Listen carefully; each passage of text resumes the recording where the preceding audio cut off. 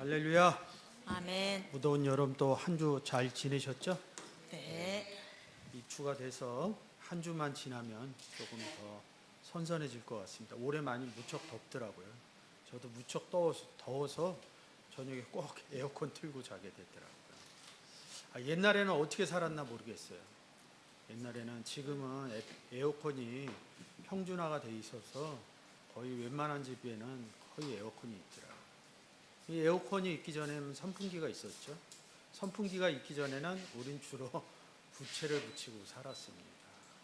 저 어렸을 때 8월 초순 7월 말 되면 엄청 더워서 잠을 못 잤어요. 그래서 많은 사람들이 동네 바깥으로 나오고 이랬던 기억이 있어요. 좀 더 커서는 저녁에 못 자면 저희 돌아가신 어머님이 밤새 부채질 해주거나 선풍기 틀어줬던 기억이 있네요. 그래서 부모님 좀 생각도 나고 세월이 참 많이 좋아졌다 이런 생각이 듭니다. 한 주만 더 더위를 잘 견뎌내시면 이제 입추가 지나서 선선한 바람이 불 거라고 생각됩니다. 여러분과 계속해서 로마서를 같이 은혜를 나누고 있습니다. 11장이죠.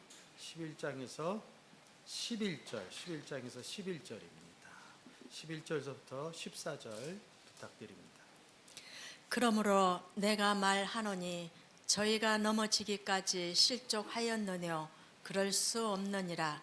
저희의 넘어짐으로 구원이 이방인에게 이르러 이스라엘로 시기나게 함이니라. 저희의 넘어짐이 이 세상의 부요함이 되며 저희의 실패가 이방인의 부요함이 되거든 하물며 저희의 충만함이리요. 내가 이방인인 너희에게 말하노라. 내가 이방인의 사도인 만큼 내 직분을 영광스럽게 여기노니 이는 곧 내 권력을 아무쪼록 시기케 하여 저희 중에서 얼마를 구원하려 함이라. 아멘. 자, 우리가 여기서 이렇게 보시면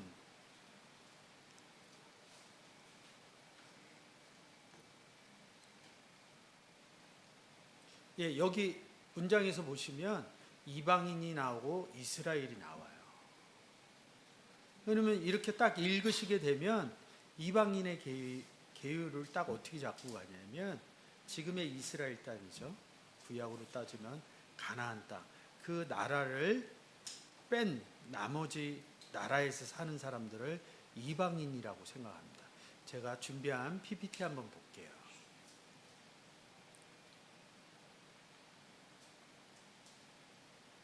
자, 이렇게 여기서 보시면 이게 이스라엘입니다.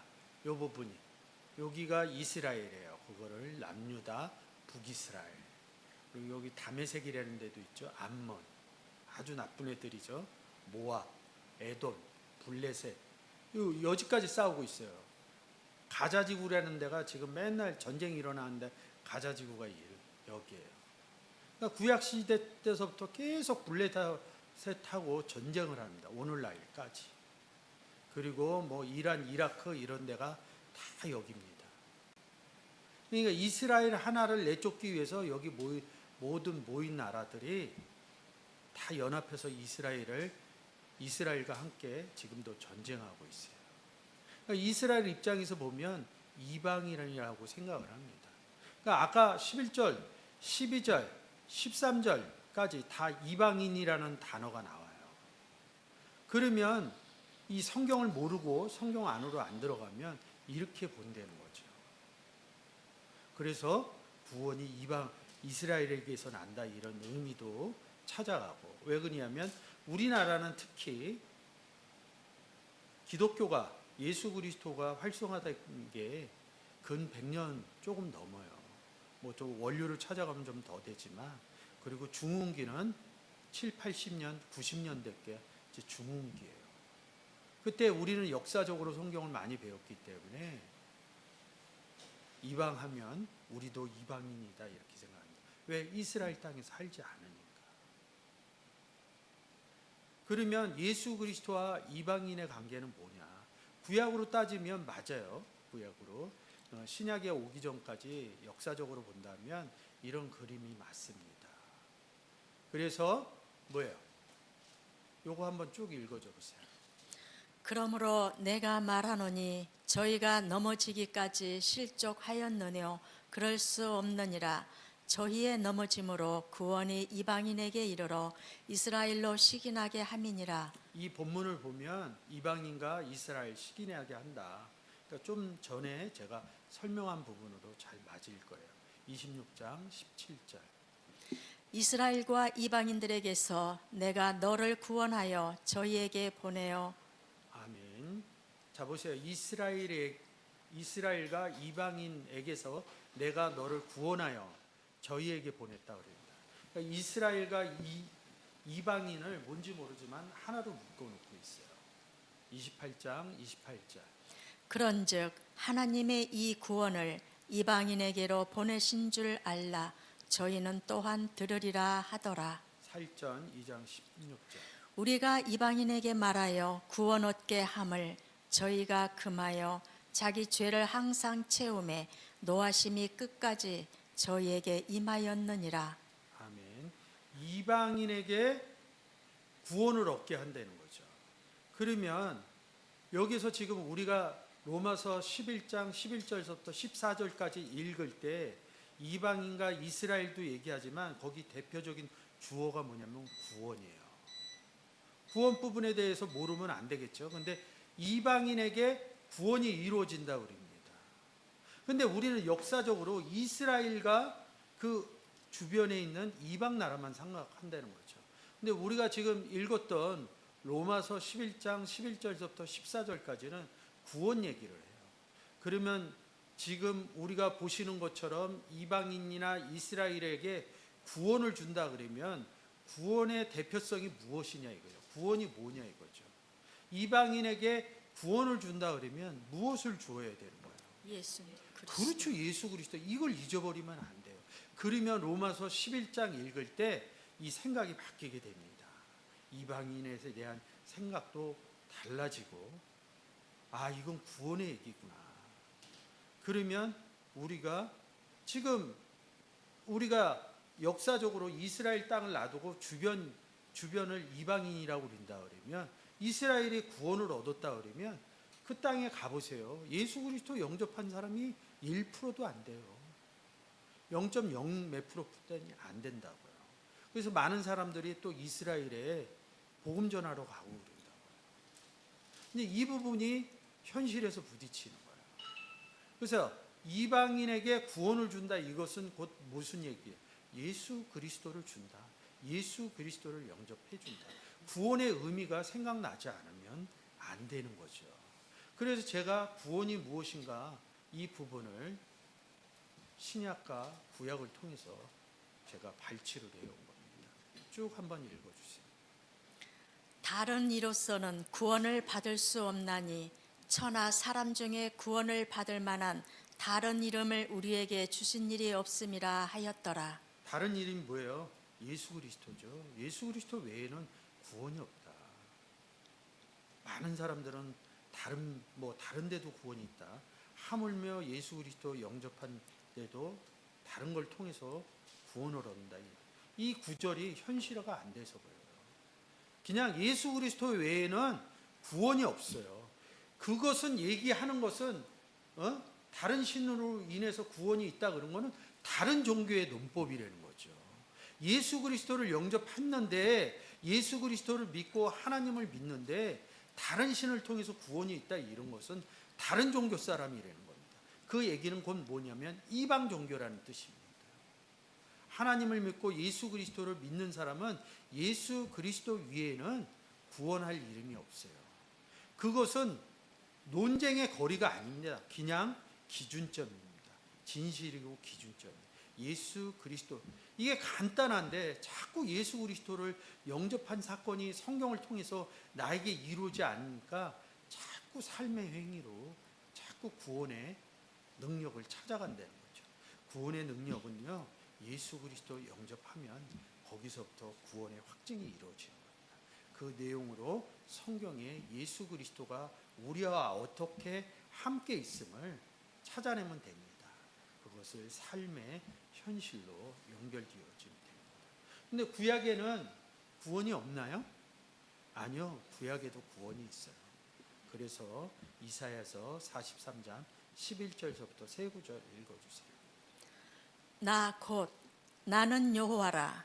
나 외에 구원자가 없느니라. 그러나 애굽 땅에 있을 때부터 나는 네 하나님 여호와라. 나 밖에 네가 다른 신을 알지 말 것이라. 나 외에는 구원자가 없느니라. 다윗의 시 영장으로 여두둔의 법칙을 의지하여 한 노래. 나의 영혼이 잠잠히 하나님만 바라며 나의 구원이 그에게서 나는도다. 나의 구원이 하나님께로부터 나온다는 거죠. 이사야서하고 호세아에서는 여호와라고 그랬어요. 근데 이 하나님은 여호와하고 함께 있습니다. 그래서 얼마 전에 제가 여호와의 이름, 예수 그리스도의 이름과 여호와 예수 그리스도 이 부분을 해놨으니까 제가 왜 이 문장에서 표시해놨는지 그 부분을 한번 보시면 좋겠어요. 다른 이름에는 구원자가 없다는 겁니다. 그러면 이방인에게 구원을 준다 그러면 이방인이 무엇이냐 이거죠. 좀 전에 읽었을 때 이스라엘과 이방인에 대해서 구원을 준다. 이렇게 로마서 11장에서 말씀하고 계시죠. 요거 한 번 더 읽어주세요. 여호와께서 모세와 아론에게 이르시되 유월절 규례가 이러하니라. 이방 사람은 먹지 못할 것이나 각 사람이 돈으로 산 종은 할례를 받은 후에 먹을 것이며 거류인과 타국 품꾼은 먹지 못하리라. 한 집에서 먹되 그 고기를 조금도 집 밖으로 내지 말고 뼈도 꺾지 말지며 이스라엘 회중이 다 이것을 지킬지니라. 너희와 함께 거하는 타국인이 여호와의 유월절을 지키고자 하거든 그 모든 남자는 할례를 받은 후에야 가까이 하여 지킬지니 곧 그는 본토인과 같이 될 것이나 할례 받지 못한 자는 먹지 못할 것이니라. 본토인에게나 너희 중에 우거한 이방인에게나 이 법이 동일하니라 하셨으므로. 이게 유월절 얘기죠. 양 잡고 나면 먹는 얘기인데 이 먹을 수 있는 기준은 뭐냐면 할례예요. 그래서 할례 받지 못한 자는 먹지 못한다. 이렇게 말씀하고 계신 거죠. 할례 받았다는 것은 곧 침례 받았다. 세례 받았다. 이 의미로 제가 풀었어요. 뭐 할례의 의미는 또 제가 해놨으니까. 근데 본토인이나 이방이냐. 본토인이 누구예요? 가나안 땅 얘기하는 거거든요.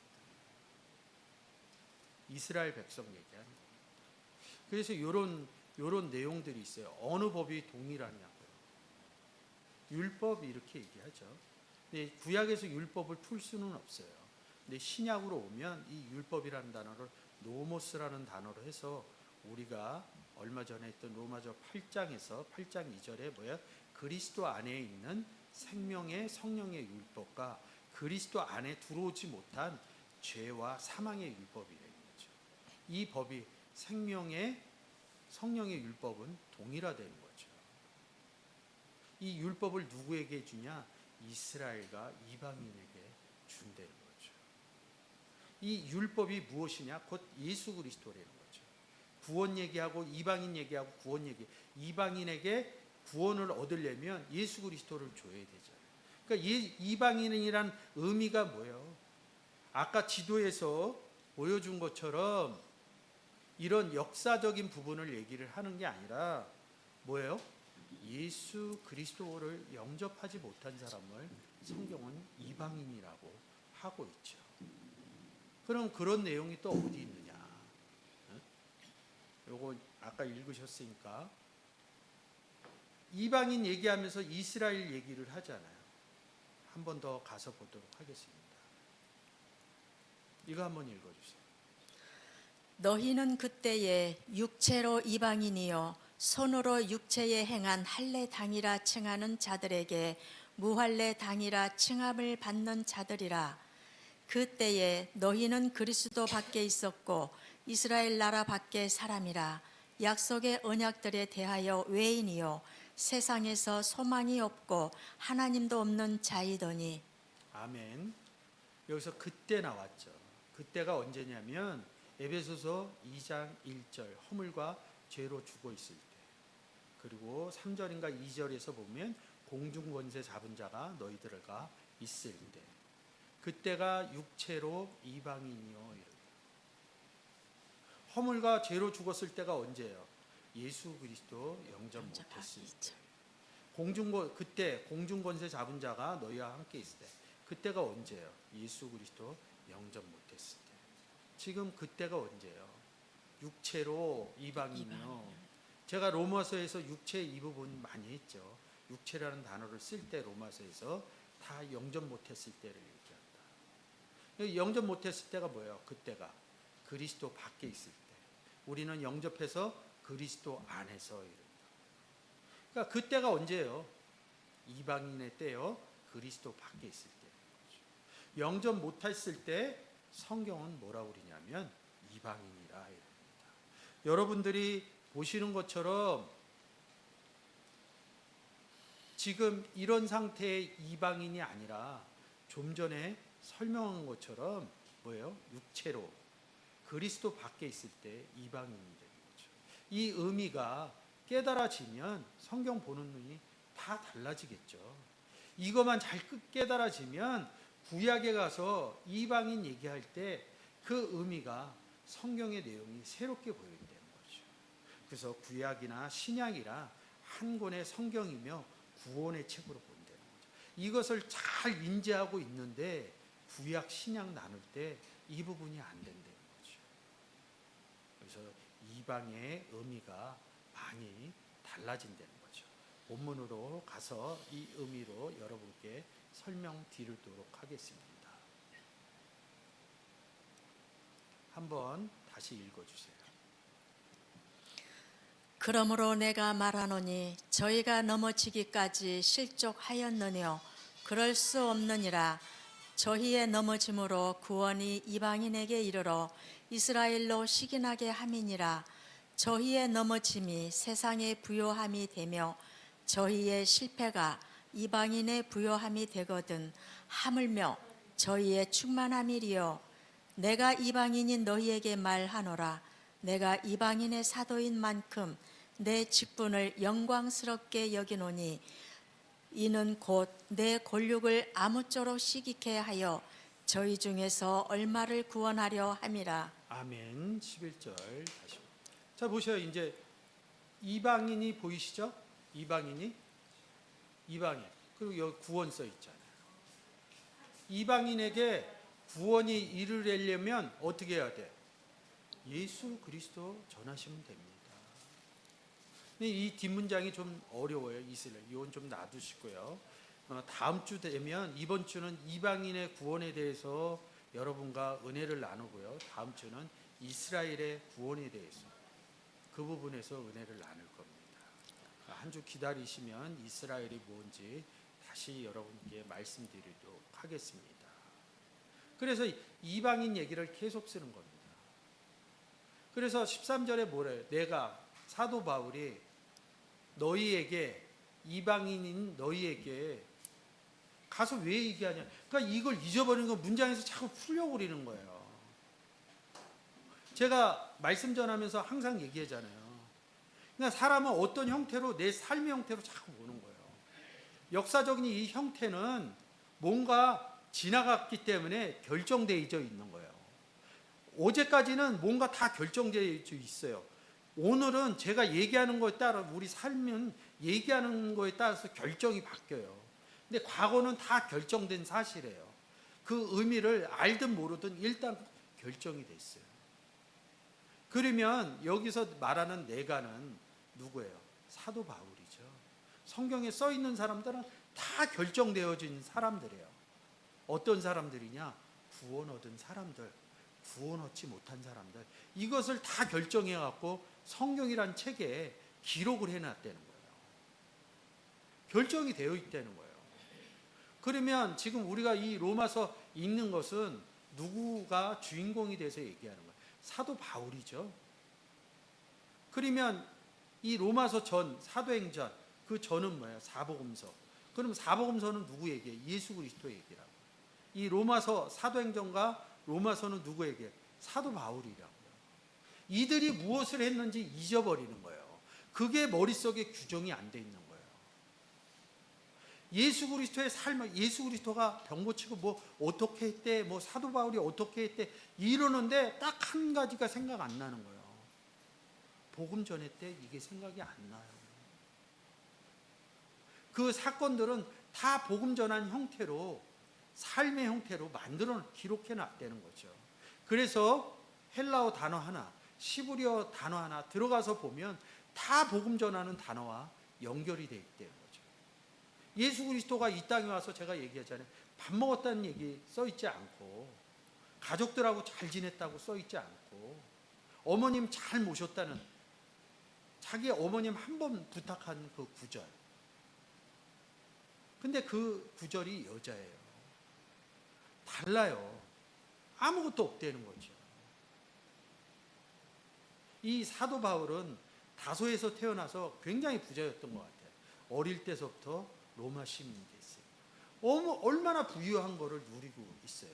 저도 가끔가다 과거에 제가 지내왔던 얘기하지만 성경에 자기가 삶으로 지내왔던 얘기 한 구절이라고 또 써 있는 게 있느냐고요. 삶의 구절로 써놨지만 그 내용으로 들어가서 보면 다 복음 전하는 내용이었다는 거죠. 13절이 내가 이방인 너희에게 말하노라, 뭘 얘기를 했겠냐고요. 지금 제가 서두에 얘기했잖아요. 복음 전했다. 근데 우리는 이렇게 얘기해. 그 사람의 형태를, 그 사람이 옳고 그름을 얘기를 한. 이렇게 해야 돼, 저렇게 해야 돼. 역사적인 부분이고 그렇게 된다는 거죠. 내가 이방인 너희에게 말하노라. 뭘 얘기했다는 거예요? 구원에 대해서 얘기했대요. 11절, 12절에 구원에 대해서 얘기했대요. 그래서 내가 이방인의 사도다. 그래서 사람들은 이렇게 합니다. 성경은. 사도 바울은 이방인의 사도고 12제자는 그렇지 않다고. 12제자도 이방인의 사도입니다. 아까 이방의 기준을 얘기를 했잖아요. 그러면 사도 바울이 이렇게 말하고 다녔듯이 12제자들은 말하고 다니지 않았냐고요. 성경 내용 보면 12제자들도 다 복음 전하고 말하고 다녀요. 누구에게? 이방인 너희에게 말하노라 이런다고. 근데 아까처럼 지도를 보고 이방을 구분한 거예요. 그러니까 뭐예요? 사도 바울은 이방인의 사도고 12제자들은 그렇지 않다. 이렇게 얘기를 하는 거예요. 이방인의 규절을 모르는 거예요. 그래서 좀 더 돌아가면 이스라엘인들은 아까 지도상으로 보면 밖에, 그래서 자기네는 하나님을 믿는다고 그래서 선민의식이 있었어요.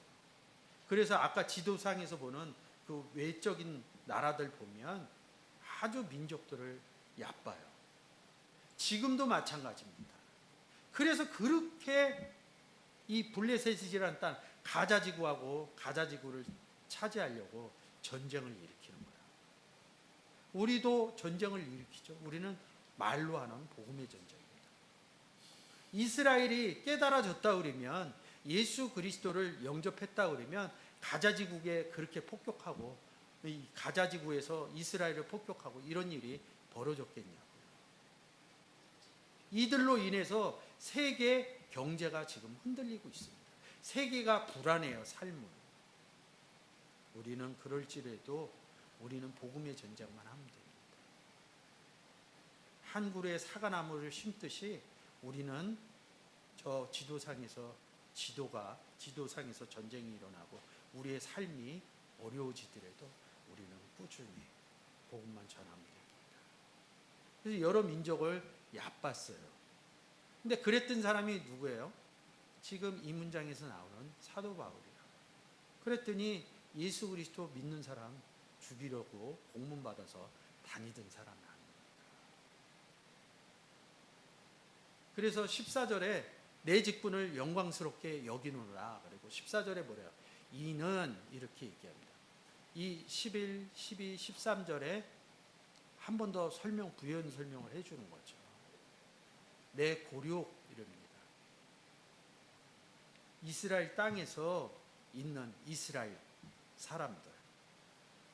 그러니까 성경은 고륙을 이렇게 따져요. 저도 우리 어머님 뱃속에 나와서 제 형제들 고륙이 있어요.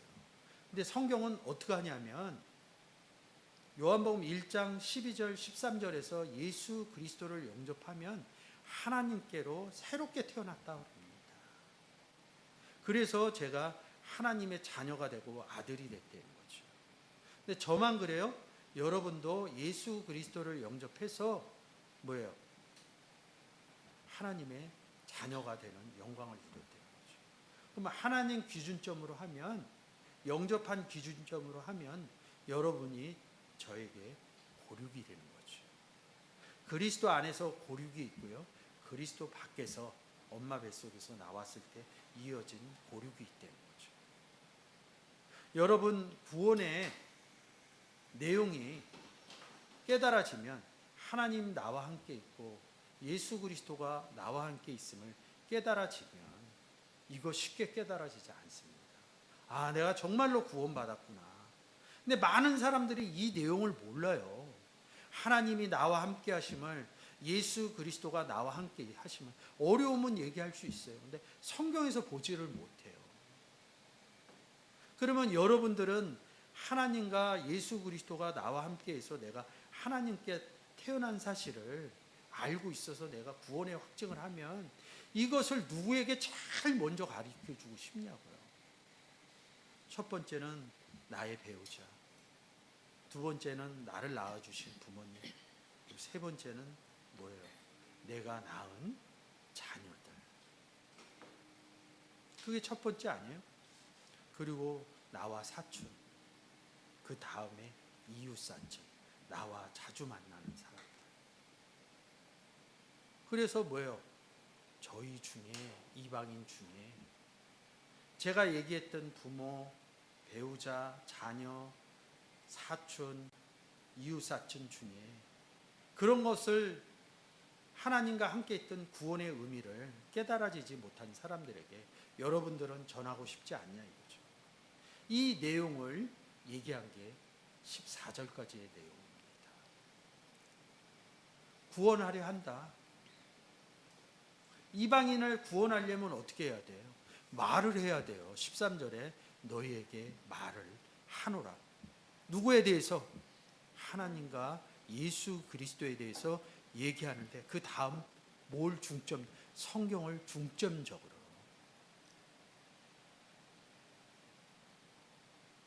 지금 이렇게 얘기하는 내 고륙들이, 이 성경에서 얘기하는 사도 바울이 얘기하는 내 고륙들이 굉장한 사람들이에요. 이스라엘, 지금 이 땅의 이스라엘 사람들은 성년이 되려고 그러면 성경의 어느 부분을 다 외워야 돼요. 성경에 대해서 굉장히 잘 알고 있어요. 이 세상에는 성경에 대해서 굉장히 잘 알고 있는 분들 많아요. 근데 그걸 못 끌고 와요. 예수 그리스도 영접한 얘기를 잘 못 끌고 와요. 더 못 끌고 오는 건 뭐예요? 내 안에 하나님이, 내 안에 예수 그리스도와 나 함께 있다.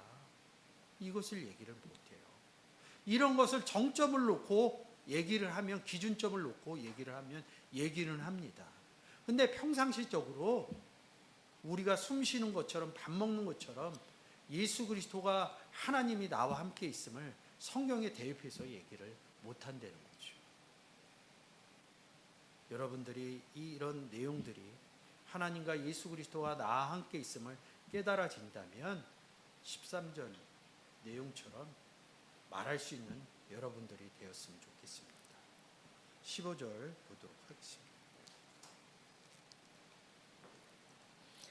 저희를 버리는 것이 세상의 화목이 되거든 그 받아들이는 것이 죽은 자 가운데서 사는 것이 아니면 무엇이리요? 제사하는 처음 익은 곡식 가루가 거룩한즉 떡덩이도 그러하고 뿌리가 거룩한즉 가지도 그러하니라. 아멘. 15절에 저희를 버리는 것이 화목, 누구를 버리는 거예요? 저희가 누구예요? 저희가 여기서 윗구절에서 저희에게 말한다고 그랬죠? 저희에게 말하는 저희가 누구예요? 이방인이죠. 그러면 이방인을 버리는 것이 화목, 세상의 화목 안 맞잖아요. 이방인에게 저희에게 뭘 줘야 돼요? 위에서 읽음. 그래 말해갖고 뭐예요? 예수 그리스도 줘야 되는 거죠. 이게 이제 우리가 이래서 헬라어 시브리어 원문을 보는 겁니다. 자, 여기 버리는 것 이릅니다.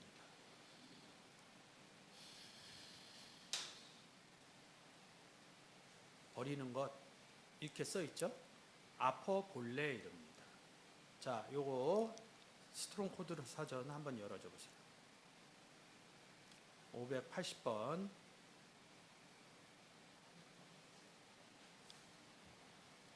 자, 버리는 것 이렇게 있는데 577번에서 왔대요.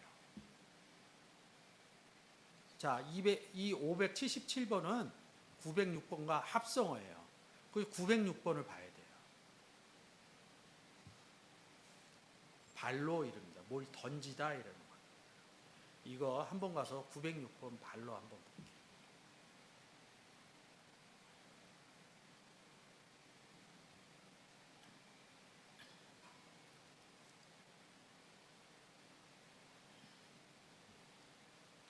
내려보세요. 뭘 이렇게 던진다 이렇게 써 있죠? 자, 보세요. 예, 더 내려보세요. 13장에다 맞춰주세요. 마태복음 13장이요.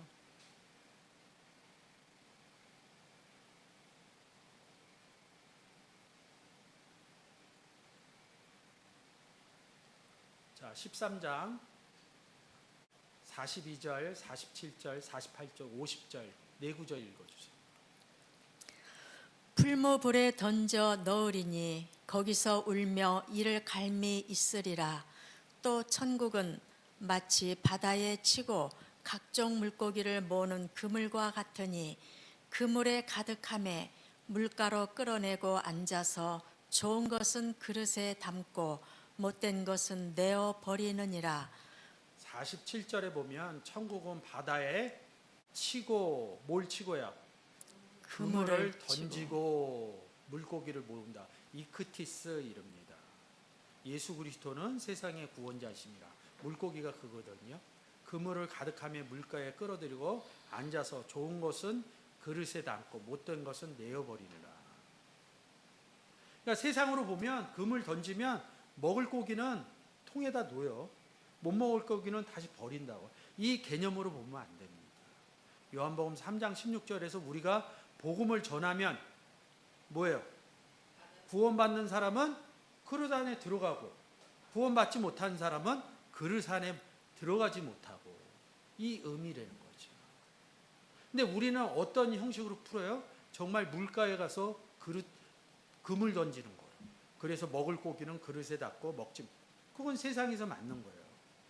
이 부분을 예수 그리스도 영접하면 그릇인 예수 그리스도 안에 들어가고 아니면 받지 않는 사람은 영접하지 않는 사람은 뭐예요? 그릇 안에 못 들어가니까 내어버렸다, 던져버렸다 이런 표현이래요. 성경이 달라요. 그러면 제가 뭘 기준으로 한 거예요? 예수 그리스도를 기준으로 한 거죠. 그래서 이 발로는 던지되는 거예요. 그물로. 예수 그리스도를 준다 이런 의미가 숨어져 있습니다. 본문으로 갈게요. 그래서 여기서 발로라는 의미를 던져야 돼요. 저희에게 말해갖고 뭘 줬어요? 구원을 준 거니까 저희에게 던지는 것은 그래서 세상에 화목된다 이럽니다. 예수 그리스도와 화목한다. 화목하게 하는 직분을 줬다 이런다. 어디에? 세상 얘기하면 뭐예요? 하나님이 세상을 이처럼 사랑하사 뭘 줘요? 독생자를 줬다는 거죠. 줬다는 게 뭐예요? 던졌다 이러는 겁니다. 이 세상 제가 굉장히 많이 했어요. 요한복음 3장 16절에 제가 예수 그리스도 영접하기 전에 저는 세상 사람이었다는 거죠. 그래서 세상에 독생자인 저를 세상에 뭘 줬어요? 예수 그리스도를 줬다는 거예요. 똑같은 얘기예요. 그래서 예수 그리스도와 하나님과 화목하게 되었다는 거죠. 그래서 이 내용을 한 번 더 얘기하는 겁니다. 티스라는 단어를 써서 죽은 자로부터 사는 것 이릅니다. 허물과 죄로 죽었던 이 내용입니다. 거기서 나와서 살았다 이 의미입니다. 그래서 이 단어가 뭐예요? 이 단어 한번 던졌더니 뭐예요? 말로 던졌더니 예수 그리스도를 던졌더니 뭐예요? 프로 스랩시스 이런데 이게 잘 받아들였다 이런데 여러분들이 잘 아는 단어가 나와요. 스트롱 코드 사전으로 한 번 더 갈게요.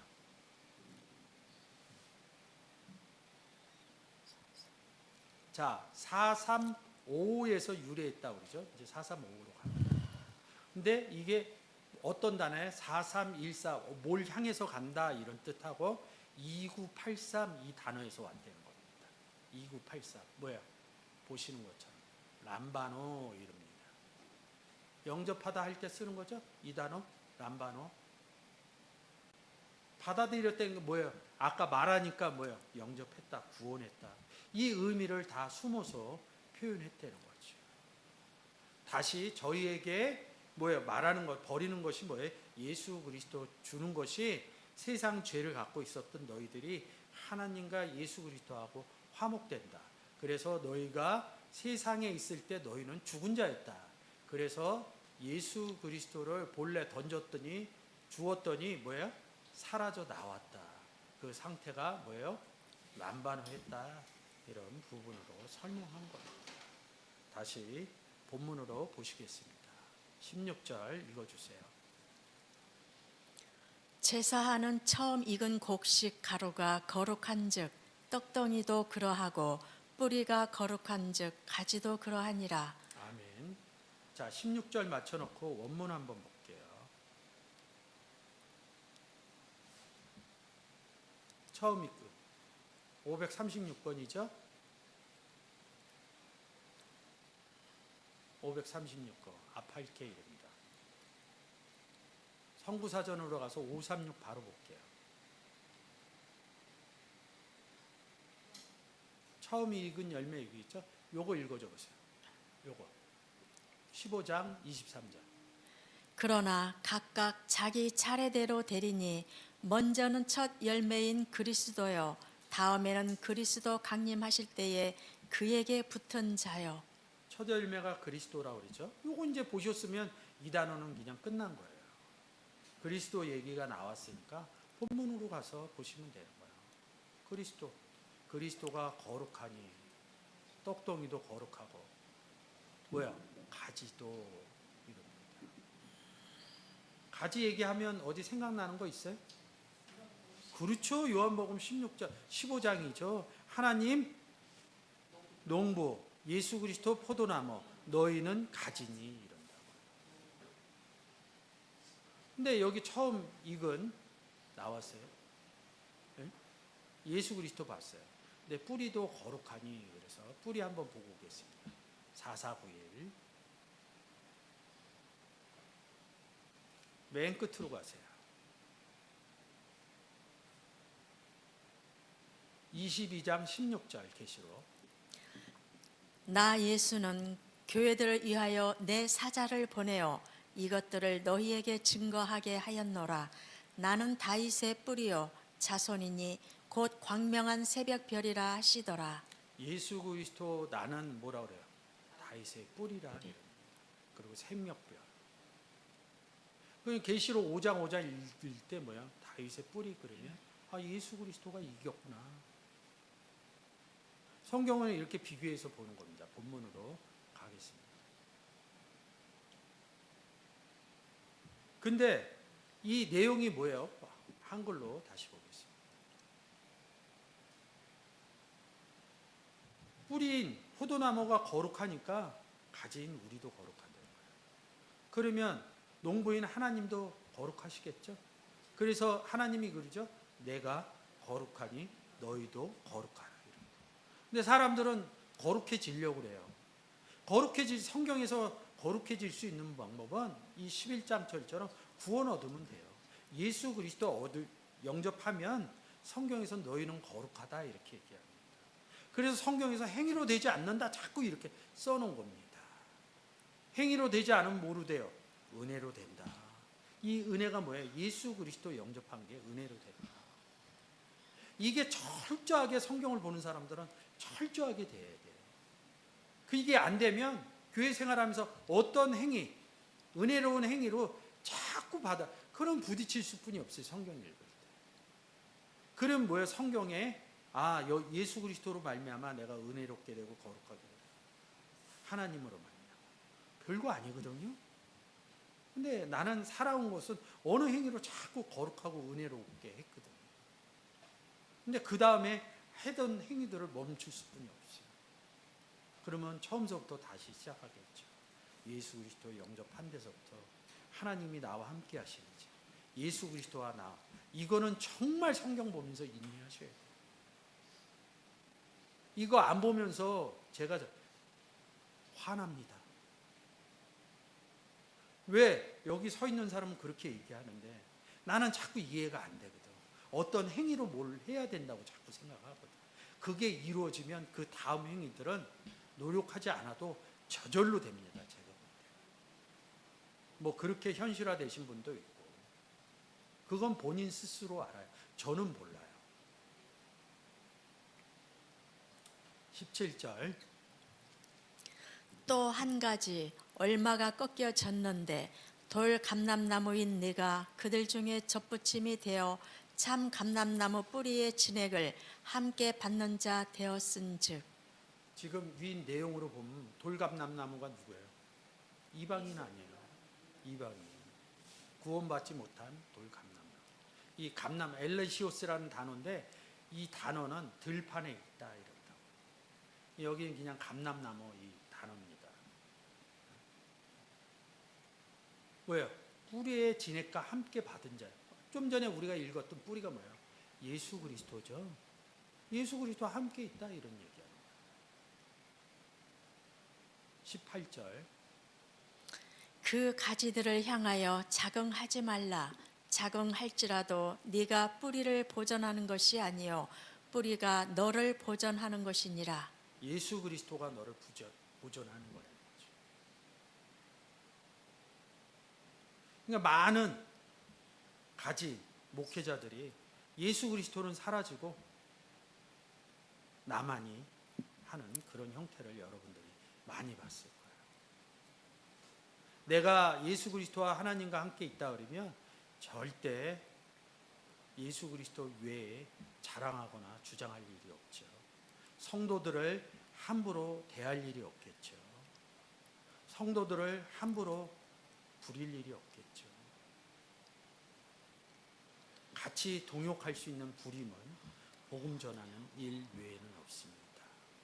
19절 그러면 네 말이 가지들이 꺾이온 것은 나로 접붙임을 받게 하려 함이라 하리니.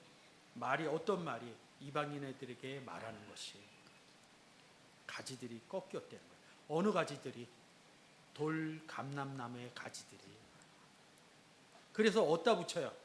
참 감람나무에다 붙이죠. 근데 나로 접붙임을 받게 하려 한다. 구원 얻은 얘기하는 겁니다. 20절 옳도다. 저희는 믿지 아니함으로 꺾이우고 너는 믿음으로 섰느니라. 높은 마음을 품지 말고 도리어 두려워하라. 저희는 이방인들을 믿지 아니함으로 꺾였다는 거죠. 윗구절에다 맞춰주세요. 저희는 믿지 않음으로 꺾여서 뭐예요? 나로 접붙임 받았다는 거죠. 그 얘기를 한 번 더 해주는 겁니다. 21절 그대로 놔두시고요. 하나님이 원 가지들도 아끼지 아니하셨은즉 너도 아끼지 아니하시리라. 22절 그러므로 하나님의 인자와 어미를 보라. 넘어지는 자들에게는 어미가 있으니 너희가 만일 하나님의 인자에 거하면 그 인자가 너희에게 있으리라. 그렇지 않으면 너희도 찍히는 바가 되리라. 그러면 아까 위에서 돌 감람나무가 꺾여갖고 참 감람나무에게 접붙임을 됐죠. 그게 뭐예요? 예수 그리스도한테 영접 받아진 거죠. 그 내용이 22절 인자가 너희에게 있으리라. 여기 너희가 누구예요? 이방인이라고요. 인자가 너희에게 있으면 뭐예요? 구원받은 거죠. 그래서 이방인의 구원 얘기하는 겁니다. 여러분들이 잘 문장적으로 잘 보이셨으면 좋겠어요. 23절. 저희도 믿지 아니하는데 거하지 아니하면 접붙임을 얻으리니 이는 저희를 접붙이실 능력이 하나님께 있음이라. 아까 예수 그리스도로 말미암아 그렇게 됐다고 그러죠. 근데 지금 와서 뭐래? 저희에게 접붙인다는 게 누구에다? 참 예수. 감람나무에다 접붙인다는 거죠. 그래서 이방인인 너희에게 예수 그리스도가 있다는 거죠. 그게 무엇이에요? 구원 얻었다는 거죠. 이방인이. 그 능력이 누구에게 있냐? 하나님. 하나님께 있다는 거죠. 그래서 구원은 누구의 선물이에요? 하나님의 선물이다. 이렇게 얘기하는 겁니다. 오늘 이 시간을 통해서 이방인의 구원에 대해서 여러분과 같이 은혜를 나눴습니다. 또 한 주 동안 여러분들이 사회로 돌아가서 가정에서 일터에서 돌 감람나무인 이방인들에게 접붙임의 역사가 일어나는 복음의 삶의 현장이 삶 가운데 이루어지시길 주의 이름으로 축원드립니다.